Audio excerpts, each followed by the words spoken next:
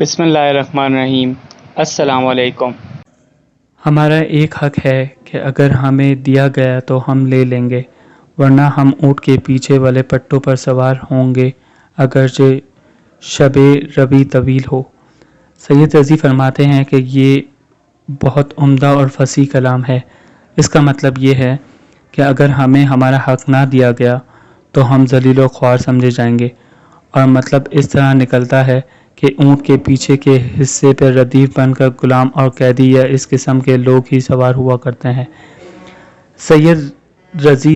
کی تحریر کردہ معنی کا ماصل یہ ہے کہ حضرت یہ فرمانا چاہتے ہیں کہ اگر ہمارے حق کا جو امام معترض طاعت ہونے کے حیثیت سے دوسروں پر واجب ہے اقرار کر لیا گیا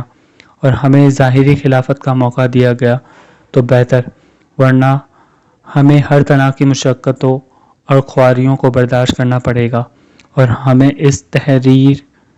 اور تذلیل کی حالت میں زندگی کا ایک طویل عرصہ گزارنے پر مجبور ہوں گے۔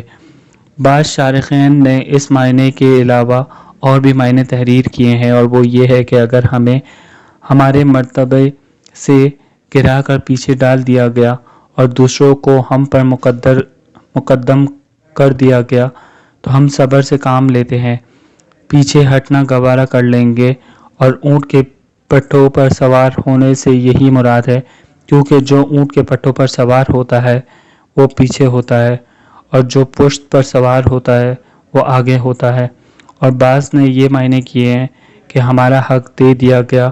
تو ہم اسے لے لیں گے، اور اگر نہ دیا گیا تو ہم اس سوار کی مانند نہ ہوں گے کہ جو اپنی سواری کی باغ دوسرے کے ہاتھوں میں دے دیتا ہے کہ وہ جدھر اسے لے جانا چاہے لے جائے، بلکہ اپنا مطالبہ حق پر برقرار رہیں گے، خواہ مدت دراز کیوں نہ گزر جائے، اور کبھی اپنے حق سے دستبردار ہو کر غضب کرنے والوں کے سامنے سر تسلیم خم نہ کریں گے۔ جی فرینڈز، تو کیسی لگی آپ کو یہ ویڈیو؟ اور مزید اگر آپ کو اچھی ویڈیوز اور نالجیبل ویڈیوز دیکھنی ہو تو کائنڈلی ہمارا چینل کو سبسکرائب کریں، لائک کریں اور بیل کا بٹن دبا دیں۔ Thank you.